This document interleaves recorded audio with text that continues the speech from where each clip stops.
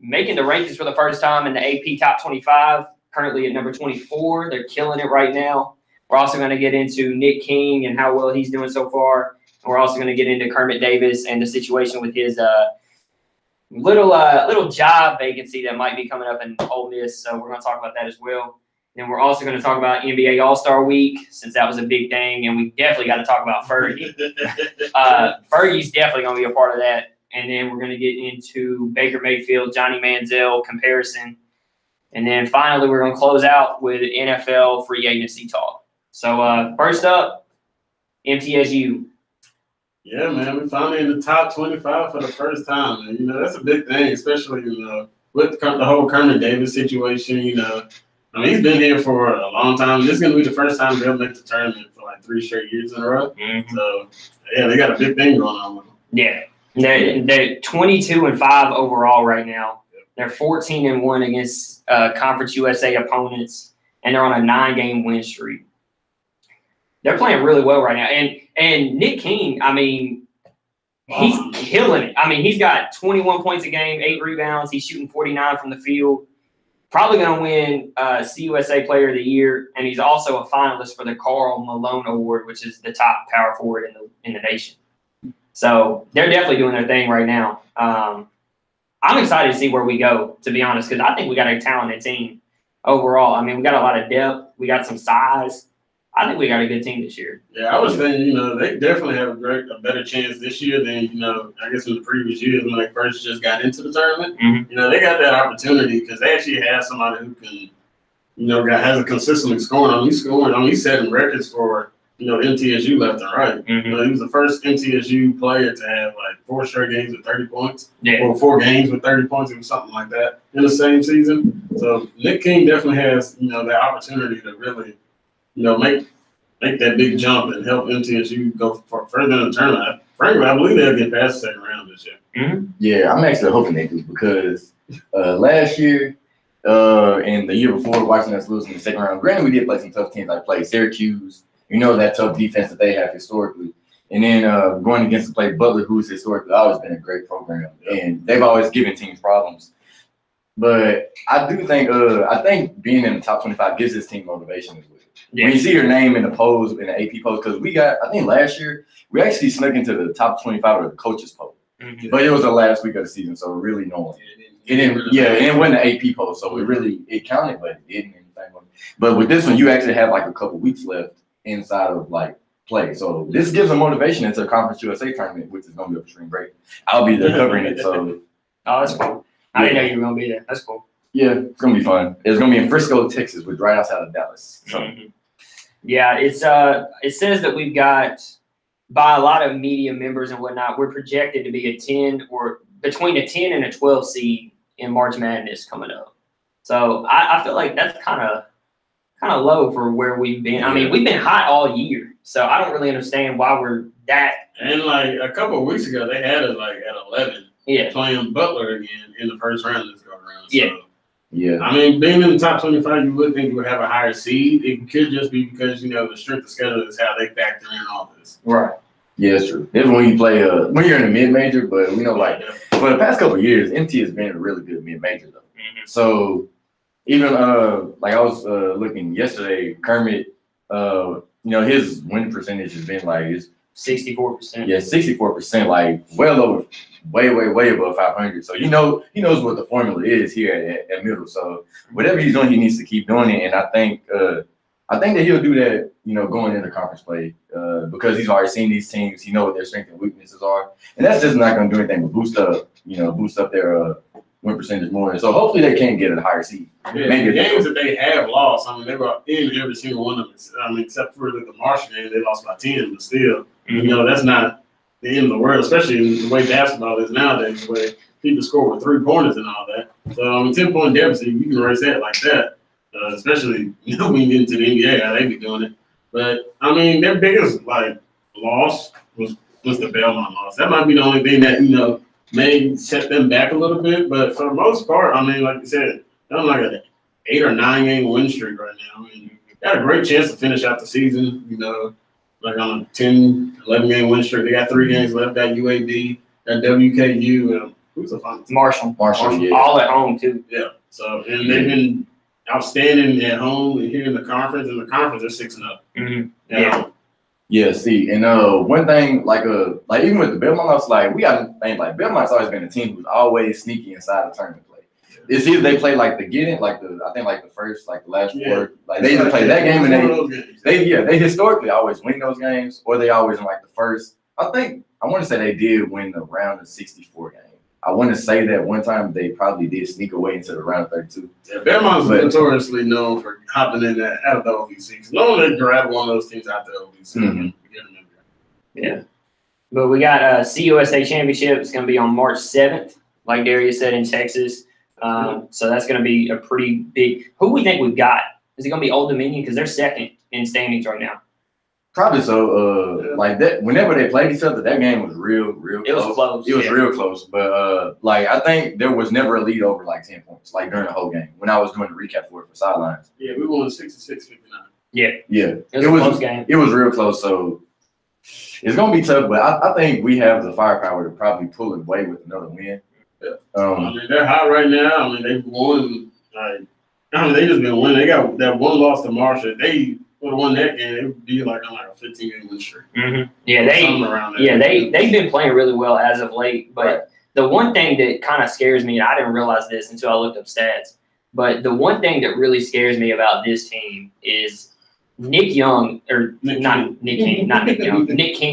is the only player on the roster that averages more than 15 a game. Yeah, right. You expect more out of guys like Giddy. Yeah, because his 3-point shot is definitely down from the previous years. He's shooting around 38%, which is not. But he's known for being able to shoot threes. He even broke the record. For I guess 3-pointers in. I guess was it in a career or was it? QB did. Giddy breaking that record he broke this season. Was it for his career he had 3-pointers or? I think so. I think it was for his career. Yeah. For career 3-pointers. I think it is. Yeah, but you would expect him to have that extra step. He's supposed to be that second scorer that they can rely on. But I mean, he's averaging 13 points per game. And Antoine Johnson, he's averaging 10. And then you got Brandon Walters averaging 9.8, so another 10. So and Brandon Walters shoots 62% from the field. Yeah, he's very efficient. That's crazy. Mm-hmm. Like I feel like when it comes down to efficiency and just maintaining ball possession and whatnot, like we got to utilize Brandon Walters because if he's taking shots like that, he's getting down low and banging. We're gonna need somebody on the inside that can do that. And he's not. I mean, he's nowhere near taking as many shots as Nick and Giddy have. But I mean, when he is scoring, I mean, he's shot 169 times, made 105 times. Yeah. So that's crazy. Yeah, he's scoring efficiently. Yeah, and one thing that I do have to credit Kermit on is that I noticed when he because at first in the first half of the season, he didn't put Antoine Johnson in the starting lineup. He was coming off the bench. I noticed when he started coming off the bench, like they started like looking a little bit more like confident, a little bit more consistent too. Like Antoine is like I'll say this all the time. Antoine is always that player who you need to watch out for because once he like lights a spark and he like dunks on someone like and gets everyone riled up, that's the kind of player he is. He's a tone setter. He's a spark plug. Yeah, that's exactly what Antoine is, and I think he's gonna be actually one of the most intriguing players to watch for the next coming up years too. Yeah, I mean, I'm curious to see what happens. I mean, I'm happy because as of late, I mean, MT's kind of been like underrated and kind of low key one of the best teams in the state, and I feel like with Kermit. I feel like we can beat just about any team we need to. I mean, he puts us in positions pretty much every single game to beat anybody. And I think moving into CUSA and then March Madness later on, I think we can make a pretty good run, to be honest. I'm not saying, top 18 or nothing, but I think we'll definitely win our first 2 games, probably. Yeah.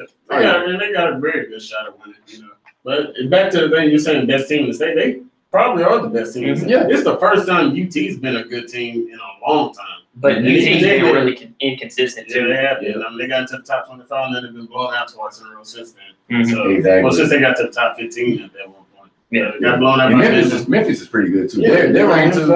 Yeah, they've always been consistent, but they were still trying to rebuild from the glory days of Derrick Rose and CDR and Dorsey and guys like that. But they've been real good as of late. They've been in a lot of close games. That's what I did notice about Memphis is that they've been in a lot of close games. But I think you had a good point of bringing up Tennessee. I think them honestly being ranked because people just used to look at Tennessee basketball and just like, okay, well, once Bruce Pearl goes, it's all gonna go downhill. The program's gonna go downhill. But anything Tennessee basketball related was always winning, pretty much. You got a point. It was always winners when Pat Sumner was there. So ever since then, so I just kind of went downhill. Mm-hmm. Yeah, I agree. I think it's going to be interesting what goes on from here on out. Now, and I think at the end of the season, we're going to have a situation with Kermit Davis and the coaching situation there. According to SEC Country, what? Yep. What's going on? Okay, according to SECCountry.com, Kermit Davis is interested in the Ole Miss head coaching job. Ole Miss, their head coach, Andy Kennedy, he's announced that he'll step down at the end of the season. And judging by reports, Kermit would be interested in the job. I don't know how that's going to work out. Kermit has been here for 16 years. He's led us to 2 straight CUSA championships over the past 2 years. He's got 400 wins here at MT. I don't know. That would be really bad for the MTSU basketball program. Oh, yeah. He's a phenomenal recruiter. He's had 5 top 25 recruiting classes. Imagine what he could do at an SEC school. You got a point. Yeah, and I just feel like if we lost him, that would hurt us really bad. Now, he has coached in the SEC before. He was at LSU as an assistant. Yeah. And he also coached at Idaho and Texas A&M. But a large majority of his career has been in the borough. Mm-hmm. So I'm curious to see what happens with that. He is from Mississippi. He played at Mississippi State, and his dad was also a coach there. So I think it's kind of interesting, the rivalry between Mississippi State and Ole Miss, and he's still willing to go to Ole Miss. But what do y'all think? What happens with Kermit at the end of the year? This like I said, this is a rough one. Kermit, like how you said, he's someone who has established his foundation in the borough. Even though he started his head coaching tenure at Idaho. He took them to two NCAA tournament appearances. They both lost in the first round. He had a short stint at Texas A&M, where he was like 8. I think he only won 8 games, and then after that he bounced and came to MTSU. And ever since he actually went back to Idaho for a little bit. Yeah, he went back for 96, 97. Looks like he took a break. Yeah, he took a break. I think because I was doing like an assignment for sidelines for it. He did take a break. I don't know what he was doing during that time, but he maybe went over there and probably went back to Idaho. Like I said, he was at Texas A&M 1990 to 91, and then went to Idaho from 96 to 97. So probably doing some assistant coaching, something like that. I don't know, but this is just his head coach stuff. Yeah, so there's a good chance. Yeah. He was he was an assistant coach at JC. Yeah, and then he went to Utah State. Yeah, it's very he was like a little sporadic in that little moment in time. But I want to say he stays because Kermit Davis, his foundation here, like I said earlier, is so engraved into the community. Like the fans, they love Kermit Davis. They love his daughter too. Like his daughter's at every game. They love his whole family. I feel like he has like a foundation here. But like how Jason alluded to earlier, I think him being from Mississippi, that's something that has to be taken into account. Yeah, and that's also that's definitely a big thing. But my thing is what Jason said. He went to Mississippi State. And Ole Miss is definitely like their main rival. So main rival. Would he, want to step behind that door and actually enter, with the Ole Miss program, and even though he's still alumni from Mississippi State. So that's my biggest thing. That would definitely be an interesting thing to see. Would he take that next step, going to SEC and then it actually being a rival school for him? That point. I say, yeah, it is a rival school. I would screenshot your notes and then just put them on the laptop. I got you. But it was just an idea. But yeah, I really hope he stays. But I ain't like, that hometown connection is always something that always draws either players or coaches back to where they were at first. Definitely, it's always bringing back. So hopefully Davis can stay because it seems like all the players love him. Like Antoine talks about him every time he's in interviews. He said how good of a coach he is. Like even the young guys like Donovan Sims and even guys like Chase Miller, who everyone loves or like all the fans love. But yeah, it's definitely something because he's been here. This is going on his 16th season. So there's a big connection there. MTSU clearly wants to keep him. I mean, you don't stay in this one position for this amount of years without there being a lot of success happening. So it's clearly that he's been a coach has been doing the job consistently, and he actually got his 400th career win. It was his last game. It was the last game. Okay, so Yep. I mean, he's definitely done a lot for this program. You definitely hate to see him leave. I mean, hopefully MTSU's athletic director can force him to stay. If not, then it's unfortunate. Chris Massaro got to do some work, man. Come on, got to keep Kermit here. I mean, I just feel like Kermit is kind of like the backbone of the foundation that we've got at MTSU. Oh, I mean, without Kermit, it's going to be tough. And the thing about it is we've kind of relied on getting transfers from other schools to come to MT to build up what we have. I mean, Nick King, he was originally at Memphis, and then he transferred to Bama, and then he transferred here.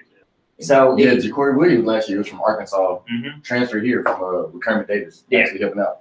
Yeah, so I mean, I feel like losing him, it would really hurt recruiting. It would also hurt our on-court performance just because he's a really good coach, especially with like adjustments and whatnot. He always seems that he seems like a really good players coach too. Like he always has a good relationship with his guys. Right. And that's what I was going to say. He just seems like he's a straight up players coach. Yeah. People love him. He loves the players. He's going to do whatever he can for him. They'll do the same thing. He gets that shirt off his back type guy. Mm-hmm. He always says the right thing at the right time too. Like in interviews and stuff, he just seems like a really good person to talk to. And I feel like losing him, it would definitely hurt us quite a bit. But hopefully we can hang on to him. I know y'all said that he signed an extension not too long ago. I know he cares about Murfreesboro a lot and everything that he's done here, the legacy that he's got. Hopefully he's willing to stick with us and, ride it out with us because he's done a lot for what we've got here. So especially since they're going to build that new facilities that they're going on for the athletics. So, he might be a part of it. Yeah. And it's not just for basketball either. It's for all the sports too. So, he wants to be. Kevin Byard actually said something about that too. Kevin Byard.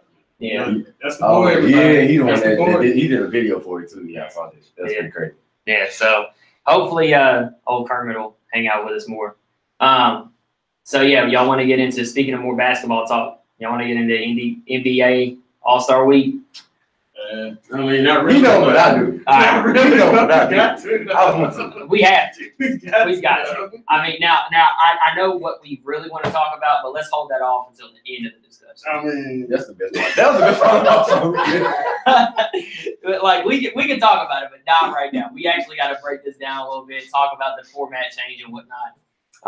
The one thing that was really cool to me was this game, in terms of the All-Star games, really seemed like it had a lot more emotion behind it. Yeah. And everybody seemed to have more of like a competitive spirit, whereas most of the time for All-Star games, it's more of like let's just throw lives all day and, try and drop people with crossovers and stuff. Where this one, it was like they were going back and forth. Like it was defense. I mean, I thought it was entertaining. And I'm glad that they changed the format because it seems that the players care more about it also. Well, another big thing about it, now I'm not gonna lie, I didn't watch the All-Star game. I watched the highlights of it because one, I just don't care for most All-Star games in general. Baseball sucks, Pro Bowl sucks, and NBA is definitely doing a lot better. Especially I think it started really picking up last year. The way I believe it was Giannis's first All-Star appearance last year, and he was acting like this was a normal game. He's going after all the defensive plays and all that, and so he seemed like that competitor definitely stepped up. But then Adam Silver did a smart thing by, they're going to give them an extra $100,000 bonus or whatever, and they're giving money to charities as well. Yeah. So, there's always that extra, okay, I'm going to make a little bit of money out of this, and let's go ahead and do it. That's true. I think the format change, was honestly one of the biggest things of All-Star Weekend. That was the catalyst to start everything. That was necessary. It was very necessary because I ain't gonna lie, like if you stack like the East All-Star versus the West All-Star, then it's not even it would have been 148 to 100. Yeah, it wouldn't even exactly. It would have been Kyrie and LeBron throwing like lobs, but the West probably would have like outshowered about like 30 points. It'd been Kyrie, LeBron, DeRozan, Giannis, Kyle Lowry. Porzingis tore his ACL. John Wall wasn't playing. You were hurt. Like the whole East, was pretty much shut down. Yeah. So but this new format definitely helped. And LeBron's team even came back and won the game. It's like that three LeBron hit over Joel Embiid to tie the game at the end, bro. Ooh. Big shot. Like that right there. I was like, this is actually entertaining. Like most of the time, All-Star games are just like, man, whatever, I don't care. Yeah. But this one, I feel like it actually had some kind of competitive nature to it, and that's what I liked about it. But it makes people play hard. Yeah, I know. But I would like to think these guys are going out there like, you know what, I want to win, so I can give this money to a charity that I want. Yeah. You know, so that too. I think that also helps. But I just think the draft was cool too because there's no other All-Star game that does it that way. That's true. Well, let's say this, because people think this is an original idea from the NBA. NFL did this just a couple of years ago. This with the team Rice. Yeah, Jerry Rice and whoever that. But it didn't work out. It didn't work out well. Yeah. But at least this is where the NBA dropped the ball. NFL, they put it on TV. NFL's putting anything on TV. Yeah. That's why the NBA made their one mistake with this. They didn't televise this. And I mean, eventually everybody knows who's going to wind up figuring out who the first pick was. Everybody's going to figure out who the last pick was. Al Horford and LaMarcus Aldridge were the last picks. Mm-hmm. I mean, I think everybody pretty much knew that off the rip. Yeah. That's true. Especially Al Horford. I think he might have been dead last year. He might have been the dead last year. He probably was like, all right. He was like, They are televising the draft next year. Yeah. So. I think he figured out, we got the ball with this one, we got to televise. But my thing is, I wonder who knew the captains going. Were they keeping the same or? I think it was fan voted for the captains. yeah, it was fan voted. Yeah. If it's fan voted, Because it's at first, for the, I don't know who it was. I know Giannis was leading at one point, and then like LeBron just came back. Yeah. Just took it. I mean, you got to expect that, though. Yeah, I expected it anyway. But even if they would have handpicked it, LeBron Curry, that would still be the smart idea. Yeah, just The marketing. two biggest faces. Yeah, two biggest faces in NBA.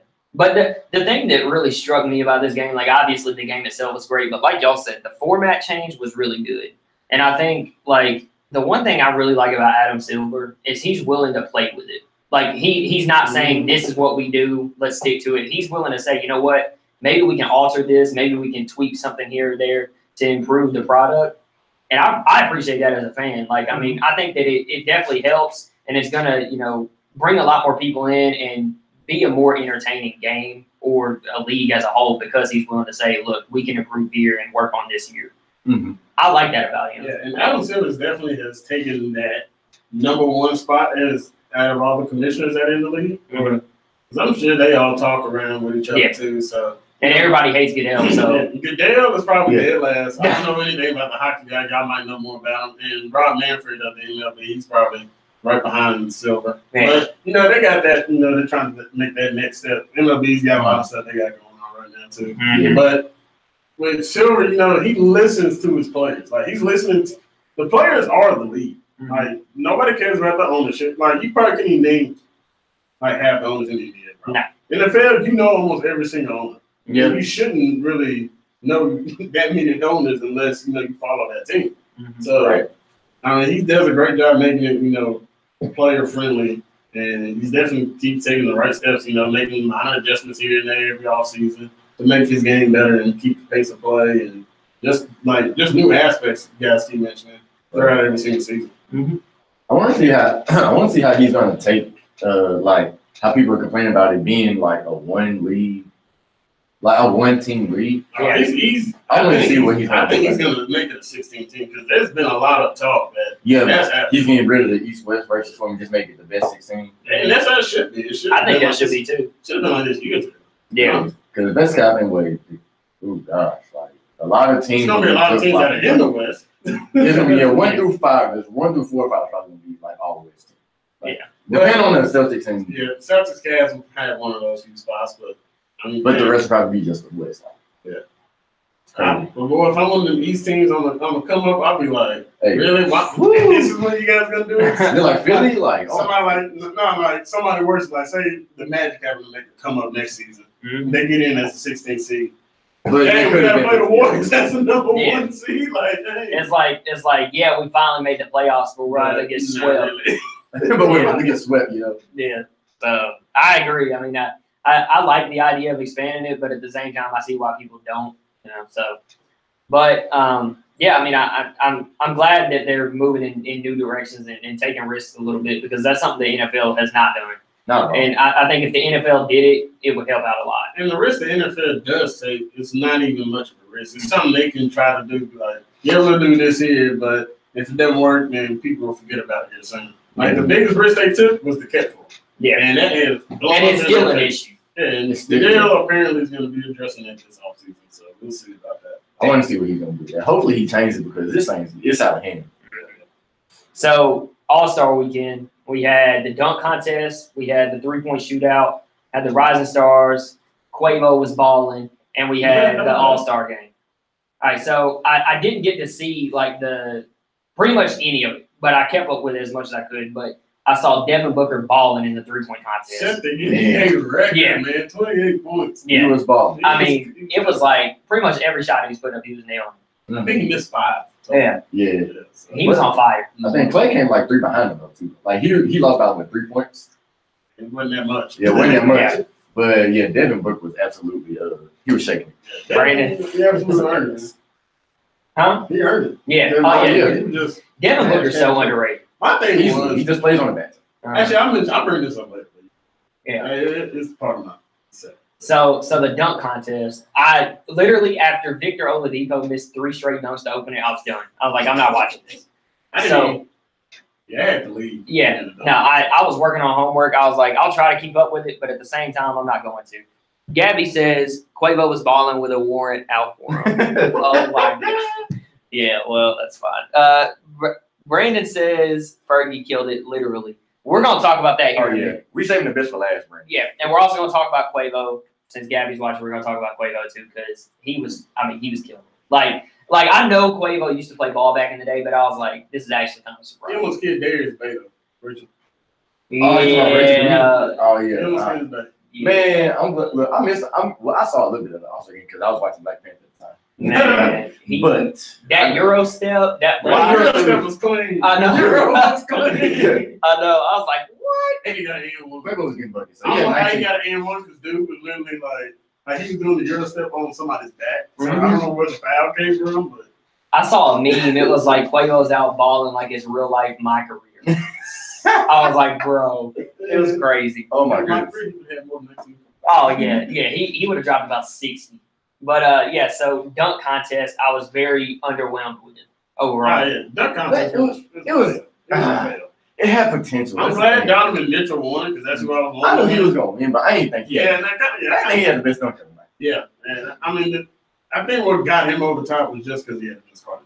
Yeah. I think But that's what I'm saying. When you look at the Vince dunk versus his dunk, Vince's head was at the rim. Yeah. Mm-hmm. His was like a foot lower. I mean, it was like bad. Like I was like, this really like when you really want to look at it objectively, it wasn't that great. That's why I was just like, I was like, it's a dunk we've seen. But and that's what that's why the dunk contest isn't like special anymore because you've seen almost every single one of these dunks. Now somebody brought up because it was an idea I seen on Twitter. Like why don't you guys raise the goal zone? Like raise it a half foot or a foot. Just see who can actually get the elevation. Mm-hmm. But I don't know if that would work or not because you're not really practicing on the 11-foot goal dunk. Yeah. The way them guys can jump, they can probably do it. Yeah, Vince back in his day definitely could. Oh, yeah. Oh, most definitely. Yeah, he was still younger than that Grizzlies game. He was taking They were playing. Mm-hmm. I know for the Grizzlies, he was dunking on folks. That I do know. What team is this? He's on the Kings. He's on the Kings. Him and Yeah, Zach they got Randolph. they got Trey out there. Yeah, that sucks. Brandon says, where was Kevin Hart? He balls every year. I was surprised about that. He retired. Yeah, he retired from it last year, but I was still like, I still want to see Kevin Hart out there. Yeah, man. Like, you know how funny that would be still? Like, him just messing with people the entire time? Like, I just love watching him play basketball because he's always acting crazy. He's funny. Yeah. He's funny. Yeah. But as far as, like, back to the dunk contest, like I said, I think Larry Nance had the best dunk of the night. When he threw it off the backboard and then, like, I guess I would say, like, double tap it.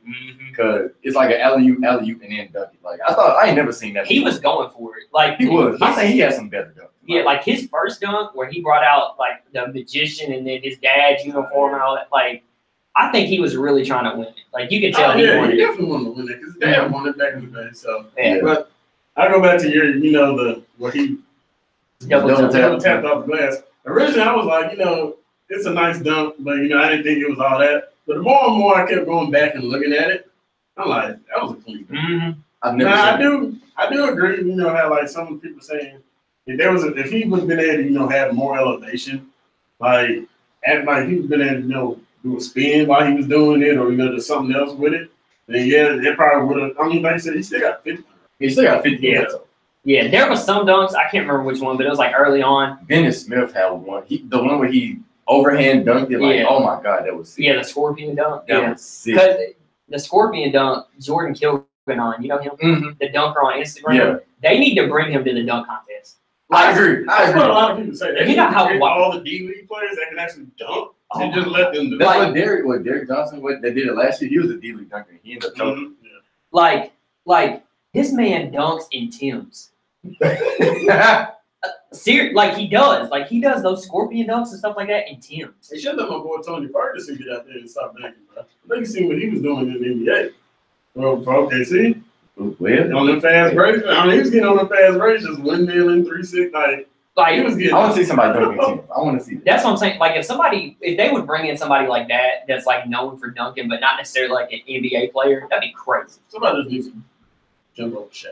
Just jump clean over. Don't touch it. I don't know if that's gonna happen, but Just jump clean over. The closest you got to was Nate jumping over Dwight. That's the closest you probably got to. And that's like one. Well, no. Zach LaVine and Aaron Gordon's awesome. The first go around. Goodness, was really good. The second one was good too. Mhm.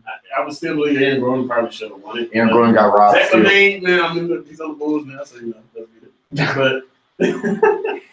But I don't know. Dunk contest isn't just what it used to be. Right. And like I said, I mean, we've seen all the dunks. It's not much you can do. But that's what I'm saying. That's why I like Adam Silver, is he's willing to change stuff. Yeah. So I feel like with his mentality towards everything else, he should try and change the dunk contest because a lot of people actually watch it. But they tried it that one year. Like they had like 3 guys on the same team, and like John Ball and some, and like That was Lillard was weird. in- Yeah, it It was. was like I'm like, if Dame Lillard really dunk like that, like what's he doing Nah. in this thing? Like, But that's what I'm saying is like if he would change it up a little bit and bring in somebody like Jordan Kilganon and say y'all got to go up against him, he would push all of them and he might win, to be honest. He's fine. Like I ain't never seen very many guys that can dunk like him outside of the NBA. Because he's doing stuff like that scorpion dunk, he did that and he windmilled. That's nasty. Like some of the stuff he can do is crazy. Yeah, some guys are just And he's doing this in Tim's. Like that's what I'm saying. Like it's not even like Come on, get the man some J's. that's what I'm saying. Like J's give them shoes, but y'all probably. I know you got those gold toes on. No, I got the. What's crazy? I got the blacksmith 3 on, which is the shoe, but not the shoe that Jordan wore in the dunk contest, but the black. Yeah. He wore the white ones. That's nuts. Yeah, that's a difference. That sounds obvious. Darius always got to plug his shoe game. Like literally every episode. Fire. Yeah. Ain't nothing wrong with that. I got to plug my Chicago stuff. Yeah. And Jason got to talk about How- Fisher. Jeff Fisher. Just, yeah. Hey, Bring back Jeff. Nah. Don't even try that. Barstool Big Cat keeps saying, like somebody's got to bring back Jeff Fisher. Nah. Every time Coach and I, he's got something up. Jeff Fisher is waiting. Sometimes you got to go backwards to go forward. Nah. Hey, yup. I'm good. So overall thoughts on NBA All-Star Weekend. Like on the sideways. Sideways. Sideways. Let's grade it. How about that? Let's grade it. Give it a B. B plus ish. Yeah, because I really think the All-Star game saved it this year. That's my True. Yeah. I think the game actually Because saved it. that last play with the defense on it, I was like, this is what we want to see. It's poetry. Yeah. Everything's coming for sure. Like, they didn't even get a shot off.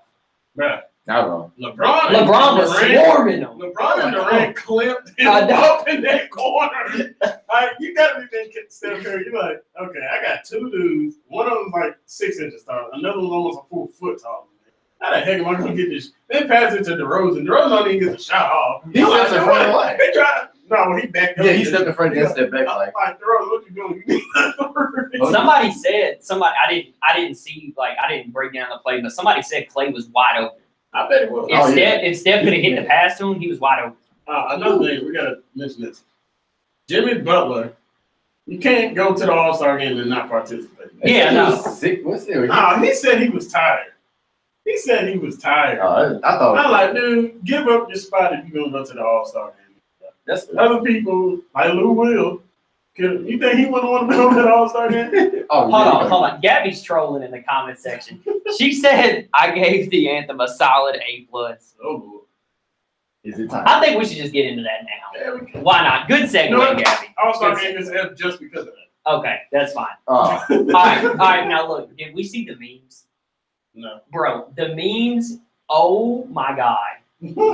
Like, she made like a public announcement about it. She was I like, really wanted to try to do something different. yeah, Like, no. yeah. No, This is not a Shut your swanky mouth. jazz club. This is a national anthem that has been sung the same way for like 200 years.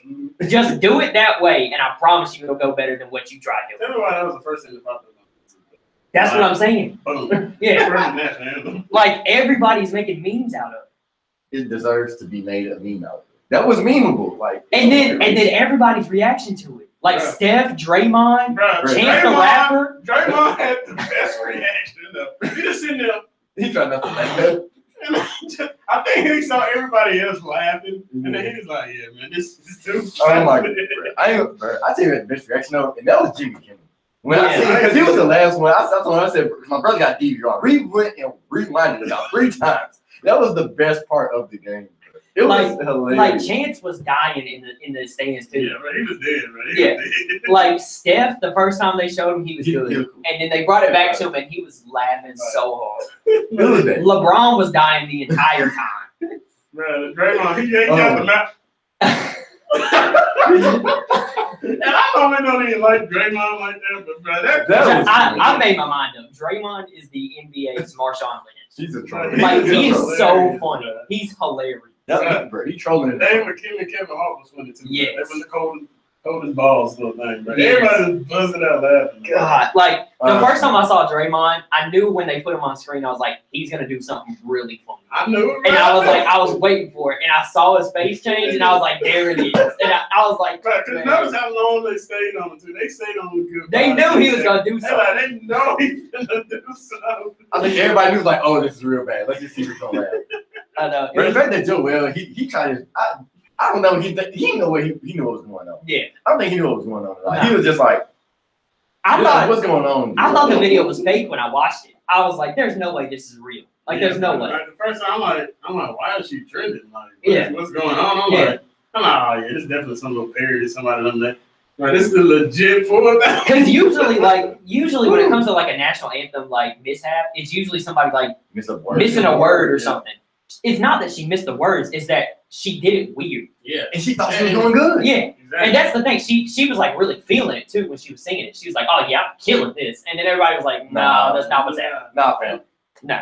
And like, cause like this one show, like podcast I listened to, they were saying, you know, they didn't think she did like the worst job ever, just No. because she actually hit her words. Mhm. But that's got to be on like one of the all-time like just That's top worst. 3 top. That's Because top 2. it literally sounded like she was trying to make a jazz song out Yeah, of it. it sounded like when like I was watching a YouTube video about it. They were like, it sounded like she was like in the 50s. Yeah, You know, like one of them little stand-up mics in like a front of like Yes, it's a like- jazz room. yeah, Yeah. yeah. it was weird. It was like swanky.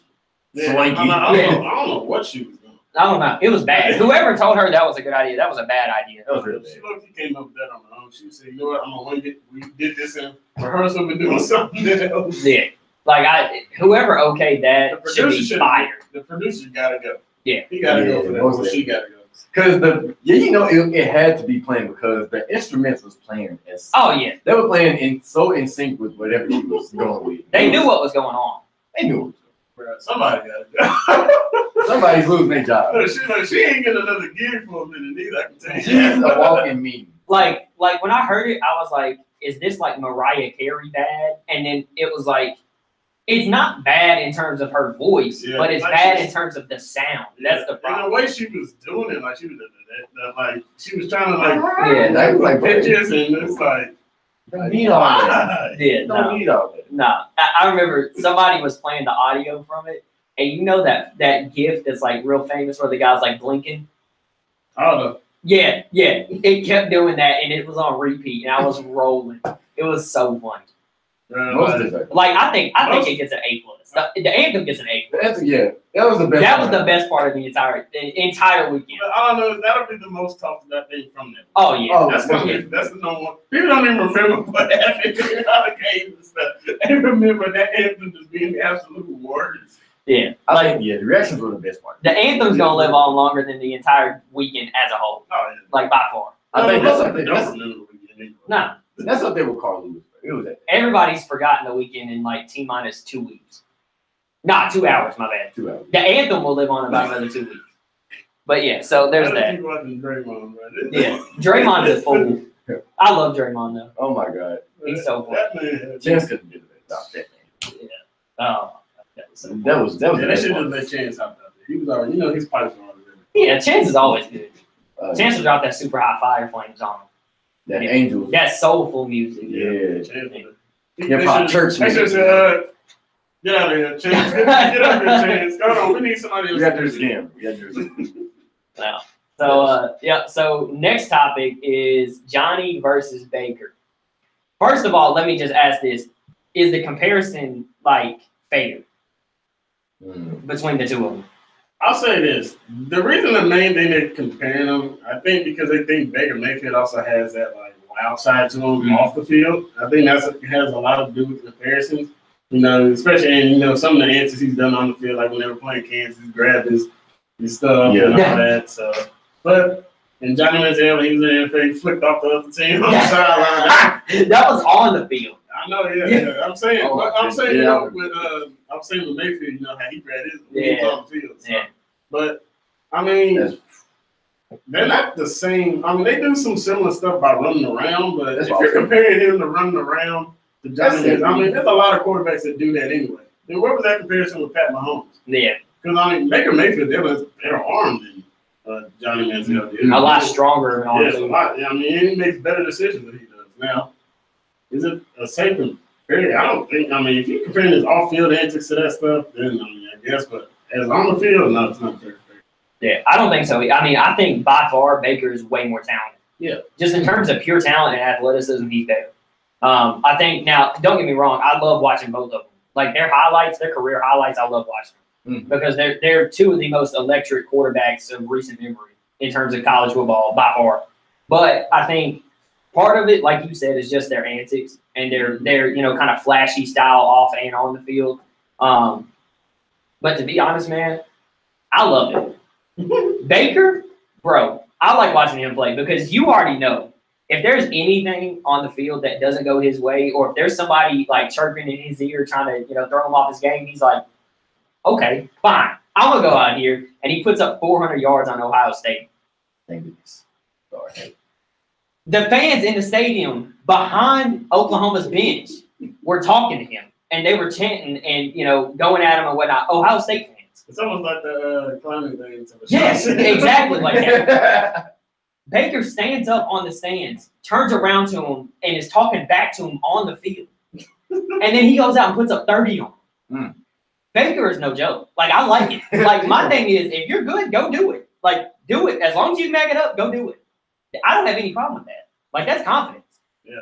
That's what drives him. That's his competitive nature. I mean, like, because I don't know if you guys watched the Kobe Shaq thing when they were speaking. See, Kobe was talking. Did you watch that? Yeah, I saw it. See, because Kobe was talking to Shaq because apparently, Shaq did that little rap thing way back in the day. Yeah. And he called Kobe. Oh, yeah.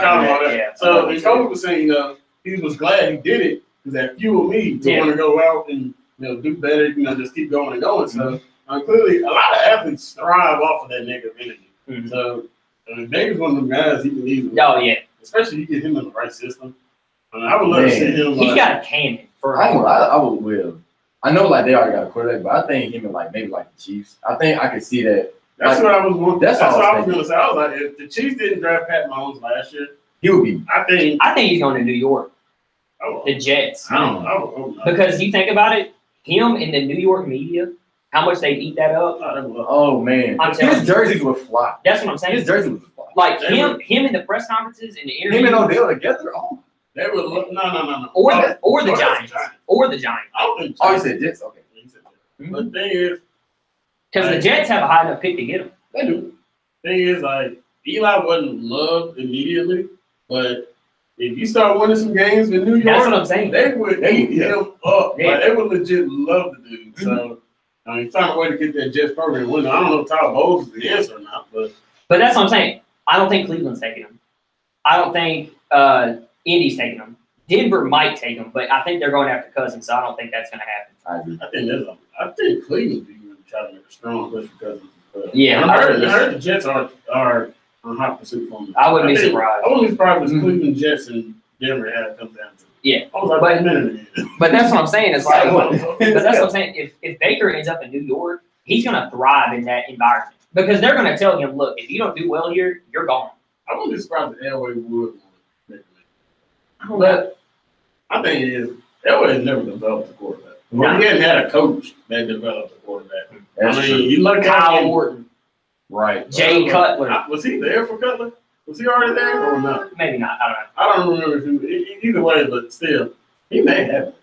But Shanahan was developing Cutler through that time. Yeah. In the McDaniels whole situation. Yeah. But like, Yeah. I mean, Elway, I don't know. Does he have like? I mean, they almost fired their coach this year. Yeah.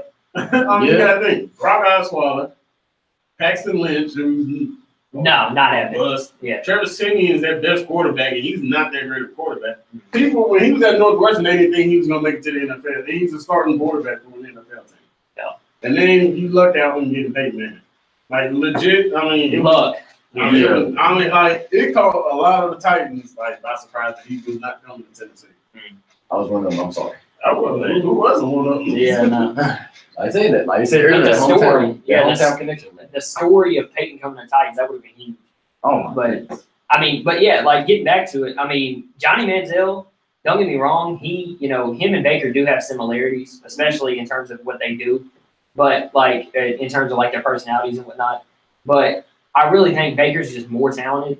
I think that he thrives in the biggest moments way better than Johnny does. Now, don't get me wrong, Johnny did beat Alabama, so I get that. But he also had Mike Evans, who's the best receiver at the time in the nation. He had plenty of help. Baker is the only quarterback I've seen run back 40 yards and throw it for like 50 and only get like a 10-yard completion out of it. Yeah, well, that's it. But but I just think Baker has it. Like I really do think that he's got the tools to be a pretty solid quarterback in the NFL if he can get in the right system with a coach that can develop him. But he's got the physical talent, I think, and I think he's mentally there more than Johnny was too at the same point in their careers because Johnny just wasn't mature yet. And I think Baker, you can make the argument that Baker's not either, but I really do think that Baker is a little bit more mature than Johnny was. I was gonna say, I think their biggest comparison is just that they're both young. Yeah. And Johnny Manziel was what, 21, 22 coming in the league. Mayfield's gonna be 23 by the time he's drafted. So It's gonna be interesting. I think. Oh, my bad. You go. Oh, yeah. I think. Like I said, I think that off the field antics. Like I said, that's probably one thing that lines up. But I do think Baker, like I said, is a better quarterback. I think like his arm strength is a little bit better. He's a little bit more accurate too.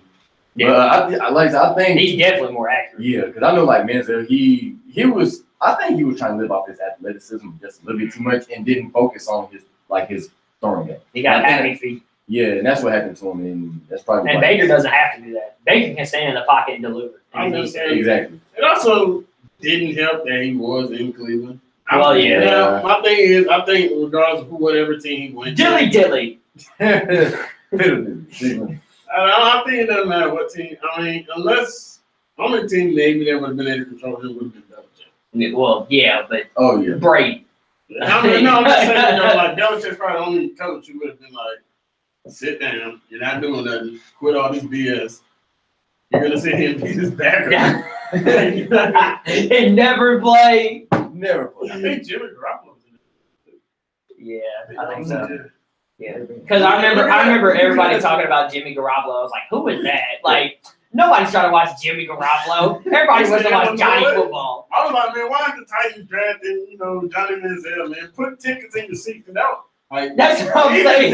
Even now, Titans tickets aren't selling, like off the charts. But like that, then it was like Jason was and Darius were the only people in the stands at the game. Yeah. They're just sitting there waving across each other. Because I remember I was like, Johnny is the guy. Go get him. And I was like, man. Everybody knew Dallas was going to take him. Like, he was going to be in Dallas. Jerry Jones My boy, his grandson, the son, whoever, man, he put that foot down on there. They said no. Yeah, He's not drafted. it was crazy. But yeah, so I mean, I just thought it was interesting because they both commented on it. Baker didn't like the comparison. Johnny, I think you said earlier, Johnny was just kind of like, we're just two different people. Yeah, he said he's not me, I'm not him. Yeah, so I just thought it was an interesting thing because the comparison comes up a lot, especially now since we're getting closer to the draft, the combines in a week or two. It's definitely going to be there until Baker just stands out and shows that he does have the talent to succeed in the NFL. Honestly, I think Baker just needs to take all that and just fuel himself. That's what I'm saying. And show, hey, I'm not this one and done bum that coked out. And that's what I'm saying. That's his mentality. Is he thrives off stuff like that. So I think all of this stuff that's getting thrown at him, it's just going to push him to ball out when he gets to play on Sundays. So I think it's gonna work for him. I think he'll be fine. Like I said, it depends on what system is gonna fit best for him. Mm-hmm. So I'm interested to see where he's gonna go. But I think as far as the comparisons go, I think he has the way better upside. He probably has a better ceiling too than Manziel. I just think he's more naturally talented, to be honest. I just do in every way, pretty much. Mm-hmm. So yeah. But the big thing that we're gonna get into now is NFL free agency. We had a couple cuts, surprising cuts in my opinion. And a couple rumors that are going around. Eli Apple to the Titans. No, I'm good. I don't want Eli Apple. We'll get into that. I'll rate it. I'll get into that. I might run on that too. Okay. But we got Eli Apple to the Titans. We got Doug Martin getting cut. We got Chris Baker from also the Bucs getting cut. We've got who else? We got Noah. Josh Sitton was cut. Yeah, Josh Sitton from the Bears getting cut. We got a lot of stuff going on right now, and it hasn't really kicked off yet, but I just think it's interesting. And Jarrell Freeman. And Jarrell Freeman, yeah. But I wouldn't touch that. No. And Derek Johnson was cut too. Yeah. Oh, yeah. Well, I think it was the fact they didn't pick up like his option or whatever. But still, that's pretty much it. He's a free agent. Yeah. So okay, so first, since the Titans, one of their bigger needs is defensive backs, cornerbacks. Eli Apple to the Titans is the last thing I want. I agree. Like based on everything that we've heard, obviously I don't have inside sources to the Titans or the Giants or anything. But from what I've heard, Eli Apple is not a good teammate. And Layden Collins had I don't even know what to call it. He had the audacity to say publicly. He called him out. Yeah, he called him out by name. BS. Yeah, he was like, Eli Apple is young and he's not. What did he say? He pretty much called him like. I don't remember the entire quote, but I mean, he put him on blast. Yeah. Because Eli, they talked to Landon Collins, talking about, he brought him in, they sat him down. I don't know if they watched film or whatever, but I don't remember everything what happened. Like, they talked to him, and then Eli Apple has the audacity to say, oh, no, we never talked. No, we didn't do none of that. Like, first of all, Landon Collins is arguably the best safety in the league. Mm-hmm. One of the top three. He's definitely top three. I mean, you got him, Barry, Earl Thomas, Chancellor, Harrison Smith. Those guys. I mean, he's in that category. Yeah. Honestly, he might be but like this is the top. This is your best player on your team, or at least on your side of the ball. Yeah. Why are you calling him out? First off, Eli Apple, you were a rookie just a year ago. You're not playing that well, and you got your best player trying to help you out do better. Yeah. Yet you're trying to say, no, we didn't do none of this. It's kind of like the little brother trying to, go with the big brother. Yeah. It's like the student trying to tell the teacher he's wrong. That's not how that works, especially when you're not necessarily a consistent player and you're going at one of the most consistent and dominant players in your position in the league. You can't really do that. Yeah. And it ruins your teammate dynamic also. Chemistry. And all that. I mean, it's a head case in the locker room. You don't want to deal with people that are head cases in the locker room. Mm-hmm. That's true. And we know John Robinson's not. He's not going to go for none of that. Right? J-Rob is all about team first guys and guys that are willing to work in the system to help other people up more so than people that are worried about them and getting theirs. And it's like these general managers do when they like head coaches and stuff. Like, if you're not buying into what we're selling here, then we don't want you. Yeah. And so, John Robinson is definitely not having none of that BS. And most general managers have taken that step. We're not dealing with this. Mm-hmm. Like, especially when a couple years ago when that domestic violence stuff really hit a high peak in the NFL.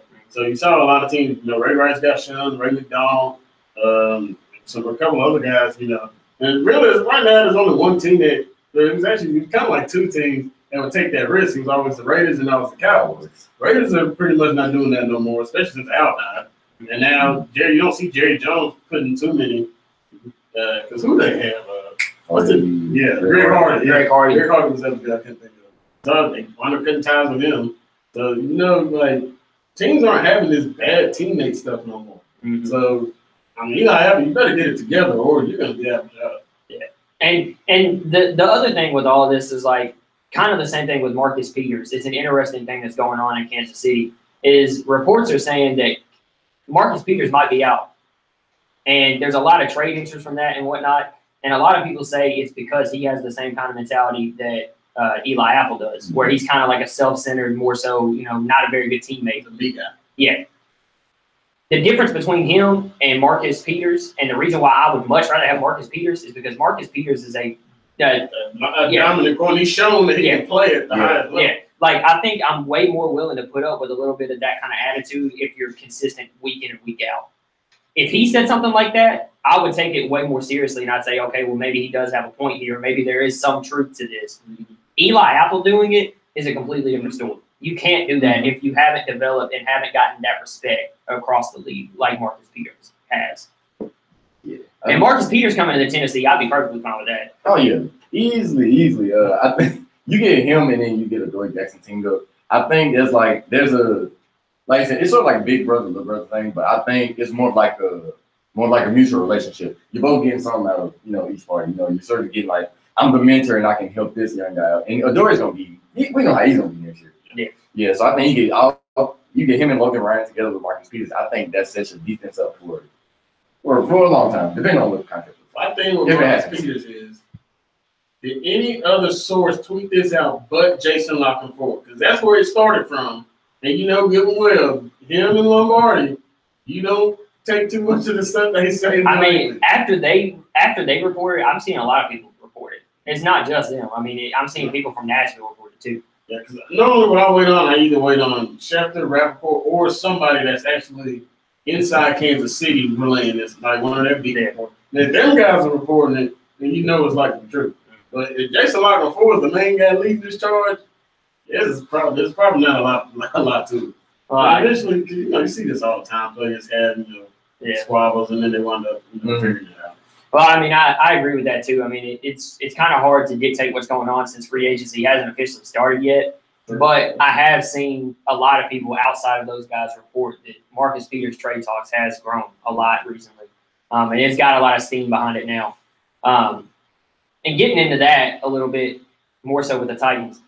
I've seen a lot of people say, if you try and go get a solid player in free agency, J-Rob, Titans organization, whatnot, do you trade Kevin Dodd in a pick? Or do you trade DeMarco Murray, Kevin Dodd in a pick? Or do you trade DeMarco Murray in a pick?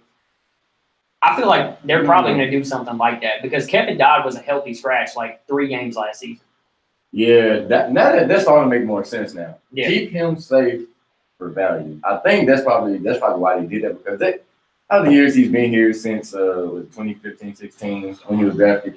Yeah, he's not done much. So he's done that. But that honestly, as much as I hate to say it, that's honestly a smart move to keep. It's sort of and I hate to say it because it's just frustrating me as a Grizzlies fan. Sort of like what Chris Wallace did with Tyreek Evans. He let him sit for 5 games, but no one still picked him up. But it made sense because you want to keep him healthy. So to keep that value. And that's Kevin Dodd's problem is he hasn't been healthy. Dude, he's been hurt a lot. And it's not necessarily big injuries, but it's been things that have just been lingering. Yeah. That's kept him on the sidelines also before he was a healthy scratch. He's been since 2016, 12 tackles, 1 sack. Yeah.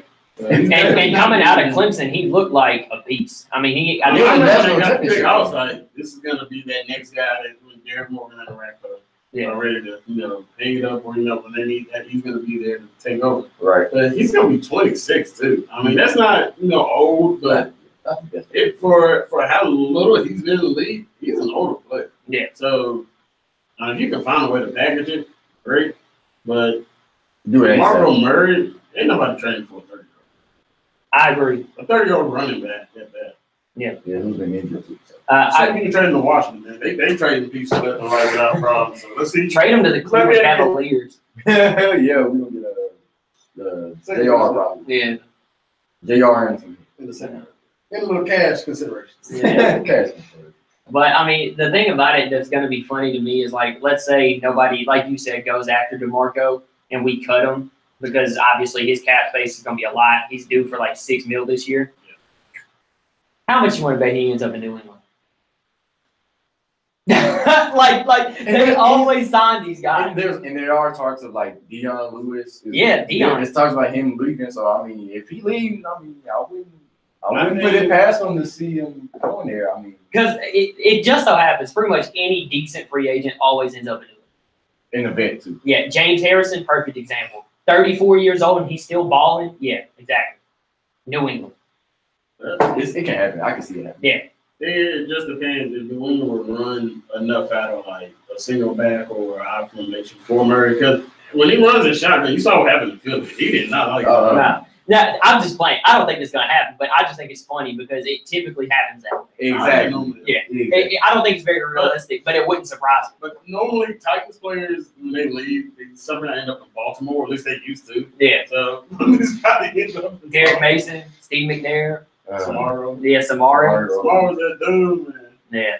He could play back in the day. Samaro was my boy. He was on the top corner. I saw an interview with him one time, and I forgot who he was talking to, but he was talking to somebody. He was like, we on defense. If you touch that ball, you gonna score. And I was like, that's my man, Samari, making plays. That's what I'm talking about. But yeah, so I just thought that was interesting. I don't think anything like that's gonna happen. I think we will probably see the departure of DeMarco and probably Kevin Dodd.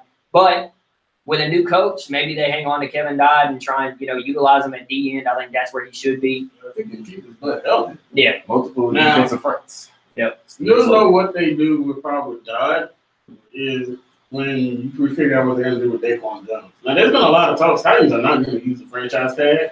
So either they're going to lock up Daquan Jones or he's going to be testing that market because they're going to have to fight. They need to resign Daquan. He's absolutely have to resign because before he got hurt, he was on fire. He's making plays all game long, and that leads us into Avery Chandler, who is also a Bears fan. For the people that aren't watching video, you can't see it, but he's got a Chicago Bears shirt on. He typically does. Nothing wrong with that. Perfectly fine. But my man is trying to say that it's been reported Avery Williamson, who is a free agent this year for the Titans, inside linebacker, is linked to Chicago. I didn't say it was reported. I said there's speculation. Okay, speculation. And okay. I don't take that site too seriously because it's one of those fan things. So it's like they were just doing it was like a top 5, what people would fit. My thing is, I don't think they would just because they already got a couple other guys that are there. So it just depends. Well, I'm glad you don't take that seriously because it's not happening. Nobody is getting Avery Williamson from Nashville. Hey, look. Probably this is what Jason's gonna do. Jason's gonna do exactly what Chris Paul, Blake Griffin, and just lock him up and say, "All right, John, here we go. You are not letting him out of here. We're gonna keep him in this room. He's not going nowhere. He ain't going nowhere. No. Jason's gonna be leading the charge. He's gonna have John Robinson. He'll have Armstrong. Don't make me come up to that offense. Yeah, Jarrell Casey will. Don't make me. I'm just telling you right now, Avery Williamson is looking like a young star in the making. We're Kevin by with him for MTSU. Yeah, hey, we got to work something out. 31 Savage, we got to work something out. You got to give me, a phone number, an email, a fax machine, something. I'm not letting Avery Williamson leave Nashville because that man looks like a stud so far. Of course, Avery Williamson is currently on the plane. He looks like he's going to Chicago. Nah. Avery's gonna be in two-tone blue next year. Maybe it's not two-tone blue. We don't know. Maybe it's red. I don't know. But he's gonna be in Nashville regardless. So I'm not worried about Chicago. But I felt like I had to touch on that since we got a Chicago fan in here, and he was talking a lot of trash earlier about Kyle Fuller too. Which, by the way, Kyle Fuller is gonna be in two-tone blue next year if I had it my way. But that's beside the point. GM Jason, I'm just saying. All right, so good, bad, ugly. You got yours ready? You're still on probation. So you better have this one. That's all I'm saying. One of them's easy.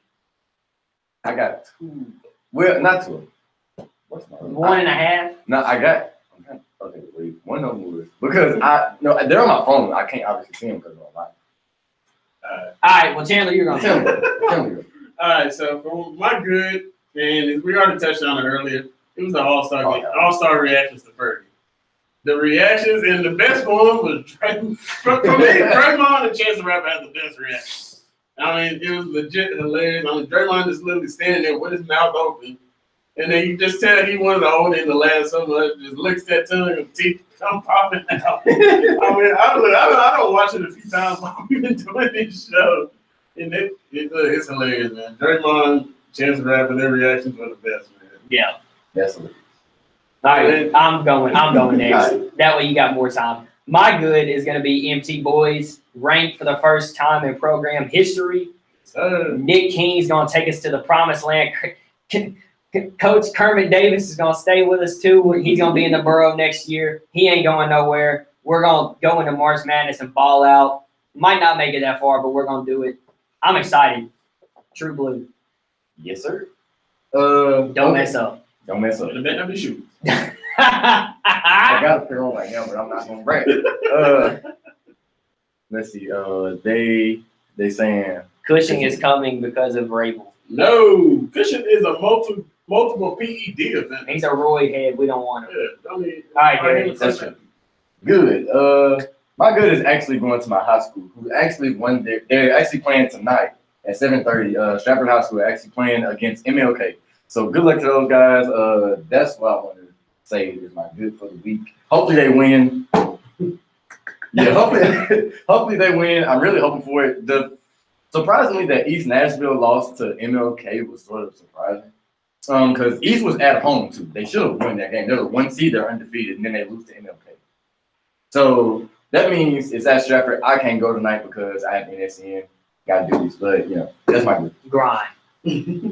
My group would have been actually Larry Martin if he would have won the skills competition, but he didn't.